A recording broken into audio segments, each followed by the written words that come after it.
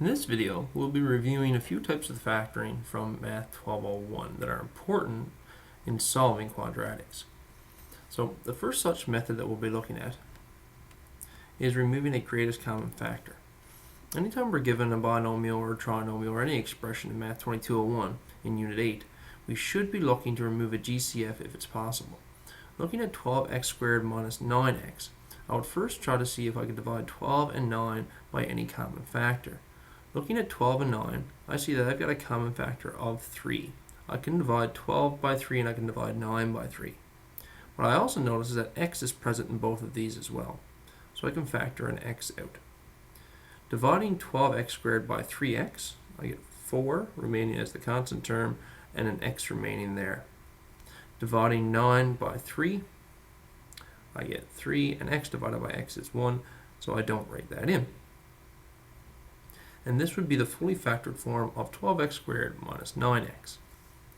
The second type of factoring we want to revisit is when we've got a trinomial and we're looking for the product and the sum. Remember that if it's written in order of descending degree, like n squared minus 11n plus 10, then our product is denoted here. So I'm looking for two numbers that multiply to give me 10, and our sum is denoted in the middle. So those same two numbers need to add, to give me negative 11. So looking at this, I know that two numbers that multiply to give me 10 would be 1 times 10, and if both of those were negative, then they would add to give me negative 11. So I can take my middle term here, and I will be rewriting this statement as negative 1 here paired with n, and a negative 10 paired with n to get n minus 1 times n minus 10.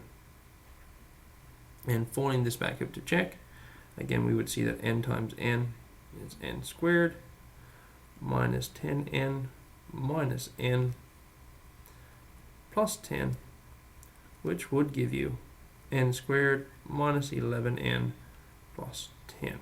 So that would be verified. The last type of factoring in this example will be difference of squares. A difference of squares can always be picked up on because we're dealing with two perfect square numbers.